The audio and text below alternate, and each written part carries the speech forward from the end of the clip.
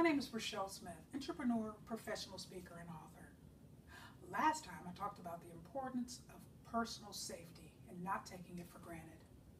This time I actually want to spend a few moments on the topic, the subject of rejecting the labels in life. As I stand here in Rachelle's kitchen, I'm actually about to make a delicious Cajun meal. And I'm thinking about Louisiana. I got some good old Louisiana Zydeco playing here. But when I think about rejecting the labels in life, and we all, it doesn't matter who you are, society loves to put labels on us. It could be a label that perhaps you had as a child. It could be a label that you were labels that were placed on you as you were growing up. It could be labels that people place on you as an adult. None of us escapes labels in life. But what I want to encourage you to do is embrace the positive labels that are adding to your life, that are building you up, that are making you more confident. But I want to implore you to reject those labels that would cause you to doubt yourself or feel inferior, feel inadequate, feel like you have no hope and there's no future. And when I think about, the importance of kind of rejecting the labels and not letting labels define you is truly what it's all about. As I think about what many of us consider to be the pride of Louisiana, LSU, one of the folks who represent the pride of Louisiana, and that is the LSU Tigers football team's very own Leonard Fournette. And he graced the cover here, actually saved it last fall. He's a running back. There was talk about him, and of course he'll be going into his junior year this coming 2016-2017 season. And there's talk of him, winning the Heisman, being one of the top 3 drafted in next year's draft. So anyway, this young man has a very, very promising future.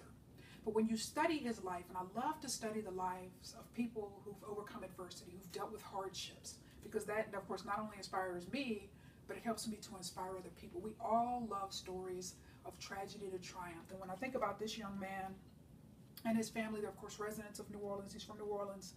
But they are survivors of Hurricane Katrina.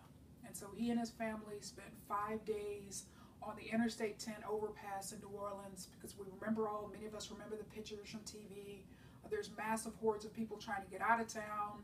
And eventually his family did go to Texas, spent about a year in Texas, but then they returned back to New Orleans. He ultimately graduated and is now at LSU. But his family has dealt with a lot of adversity. His father was a very, very strong football player as well. Of course, we know that a lot of athleticism is actually genetically inherited. So Leonard has some very good athletic genes, but also his family, his father kind of got in trouble, with the law. His father's friends, some of them are in jail, some of them have been murdered, have addictions. Anyway, his father took a very, very difficult path, and so his father's goal raising Leonard was to make sure that his son didn't follow along in the same footsteps. Yes, in his mind, yes, my son inherited my athleticism and my ability to run, but also I want to make sure that his future is more bright and more promising. So his father and his family was a very, very strong influence in his life. And when you really study the story, and I love to study the stories in the lives of those who overcome adversity and who've had hardships growing up, but when you study this man's life, you realize that he got in a lot of fights in elementary school. He was kicked out of several different elementary schools, had to go from here to here to here to here to here, was diagnosed with ADHD. Okay, so he could have told himself, this is hopeless. Everybody thinks I'm a troublemaker. What's the use? My father had this particular lifestyle. I'm just, by default, going to have the same path and the same lifestyle. But no. Fortunately, he had a different mindset. He believed in himself, but of course he had people that believed in him as well and wanted a different future for him. And so I think that's something, this is a wonderful lesson. Of course, now we know he's, of course, gracing the cover. So you think about that. He and his family spent 5 days on Interstate 10. And in 2005, after Hurricane Katrina ravaged the city, but last fall, he's gracing the cover of the most prestigious sports magazine in the world. And so, folks, there's lesson, there's inspiration, there's something we can all take away from stories just like his. Is no matter what labels people put on us in life, okay? Perhaps somebody told you growing up that you would never amount to anything. Perhaps somebody told you that you weren't good enough. Perhaps, much like Leonard, people told you that, you had attention deficit disorder, okay? And there's just, you're going to be hyper, and you're not going to be able to focus, and you're never going to be able to learn, okay? Don't let these labels define you. Okay, and perhaps somebody told you conversely. You know, when I say embrace the positive labels, I can go back to my parents, taught me I could do anything, taught me the sky was the limit. So growing up with those labels being you're an achiever, you're athletic, you know, you're inclined to sports, okay, you're smart. There's different things growing up that, you know, they can be positive labels or they can be negative labels, but I want to implore you to reject those negative labels and embrace the positive labels, okay? Because when we think about labels in life, and I even think back to my high school years, okay, and we all know there's the, you know, peer pressure and everybody's insecure and trying to figure out who they were. And in high school was a very challenging time for me. I mean, it's just, you know, for my confidence, there was just a very, very challenging time for me. I have no problems admitting that. High school was a challenging time, and part of that was because you kind of feel like you can't be who you really are because you're trying to fit in. And I know in my particular high school, in my high school years, it was, you know, you don't want to be seen as nerdy.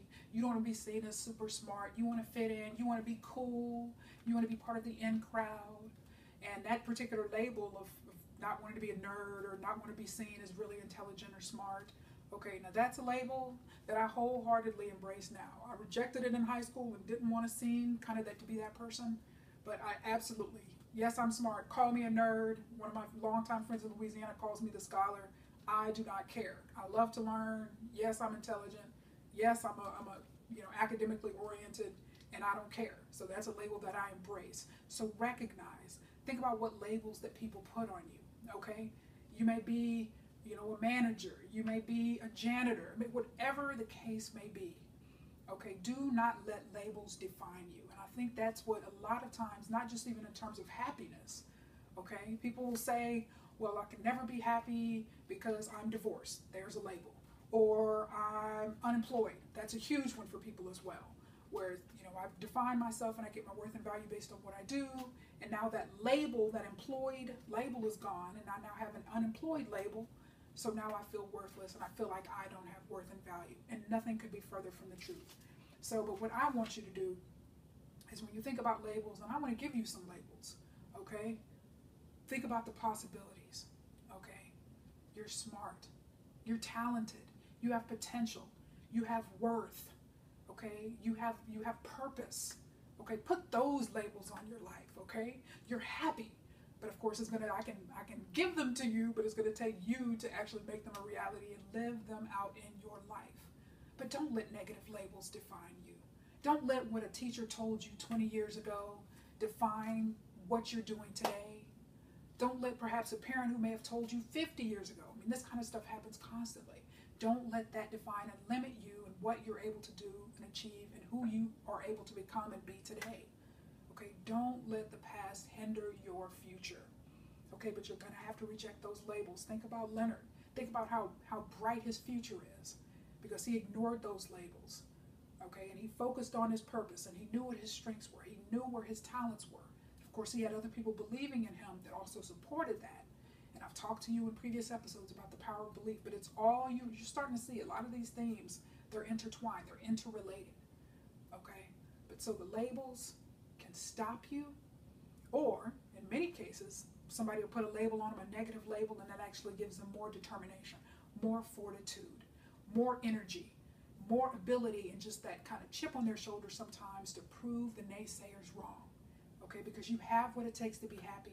You have what it takes to live the life you want, but it's going to take you making a decision to embrace the positive labels and reject the negative ones in order for you to live your best life now. So thanks so much for your time. Make it a wonderful day.